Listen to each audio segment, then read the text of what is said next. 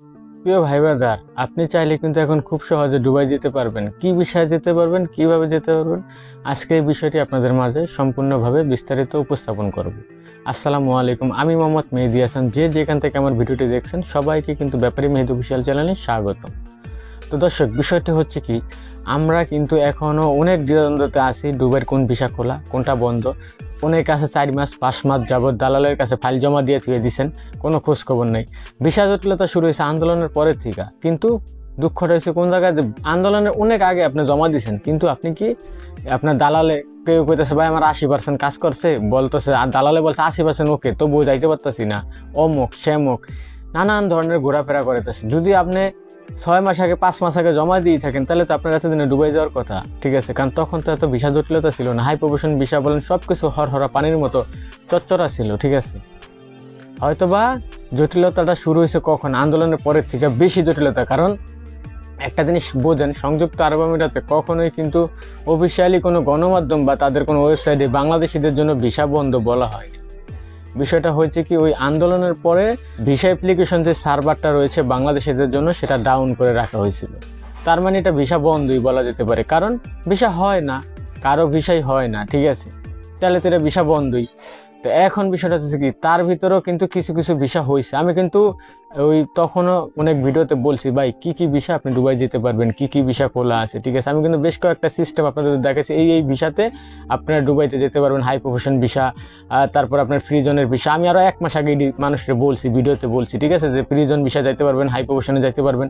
তো এখন বিষয়টা হচ্ছে কি, যে লেবার ক্যাটাগরির ভিসা, এটা নিয়ে তো যত দ্বিধা দ্বন্দ্ব যন্ত্রণা লাঞ্ছনা।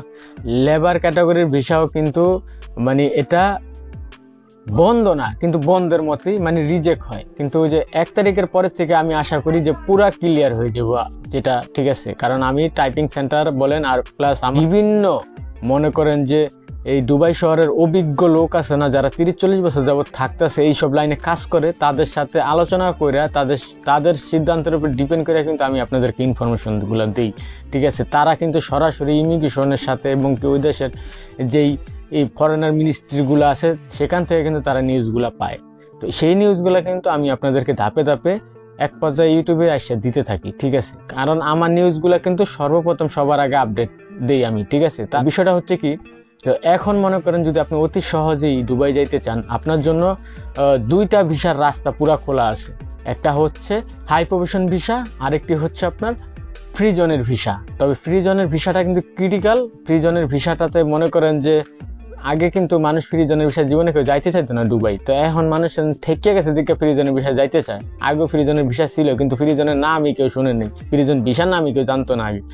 দুবাই বসবাস করে অনেক লোক আছে ফ্রি জোন ভিসাকে হেইডেই জানে না, ঠিক আছে। তো যাই হোক, তো এখন একটা জিনিস বোঝার চেষ্টা করেন, যে জায়গায় এই বিষয়টা আগে জানতোই না, আগেও ছিল, তার মানে এখন এই জিনিসটা মানে কথা আছে না, ক্ষুধা যন্ত্রণা মানুষ টিকতে না পারলে মাকাল ফলও খায়, তো এরকমই। তো এখন মনে করেন ভিসা জটিলতা দেখে মানুষ ফ্রিজন করতেছে, ঠিক আছে। তো ফ্রিজন বিষয়ে সুবিধা থাকলেও জটিলতা অনেক বেশি। চাইলে এই বিষয়ে আমার চ্যানেলে ভিডিও আছে, দেখে আসতে পারেন।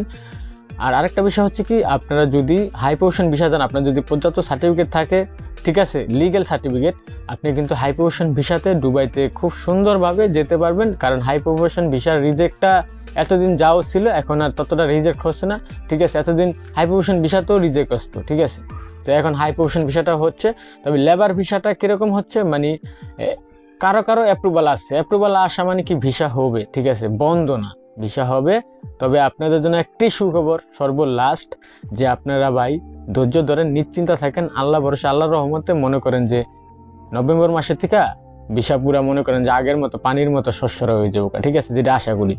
আর আমার একটা কথা ভাই, আমি কিন্তু মানে বাড়তি কথা কম বলি, ঠিক আছে। আমার চ্যানেলটা মন চাইলে সাবস্ক্রাইব করেন, আর ফেসবুক থেকে দেখে থাকলে পেজটা ফলো করেন। আর যদি কোনো কিছু জানতে চান, ঠিক আছে, কোনো আমার সাথে যোগাযোগ করতে চান, আমি কিন্তু কোনো মোবাইল নাম্বার দেই না, আপনারা সরাসরি আমার ফেসবুক পেজে মেসেজ করবেন, সমস্যা নেই। কোনো তথ্য জানতে চাইলে আমি জানাবো।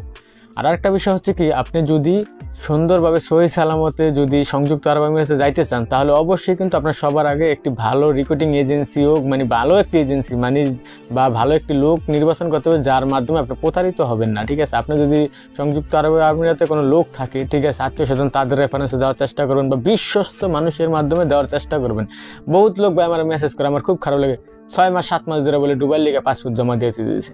দুবাই যেতে কি 6-7 মাস লাগে? দুঃখটা এই জায়গায় লাগে। তার মানে হেরা কোন আপদা জায়গায় জমা দিছে বা কোন ব্যাটার কাছে জমা দিছে আল্লাহই জানে, যাই হোক কাছে 6-7 মাস ধরে ফাইল জমা দিয়ে ঘুরাইতেছে, ঠিক আছে।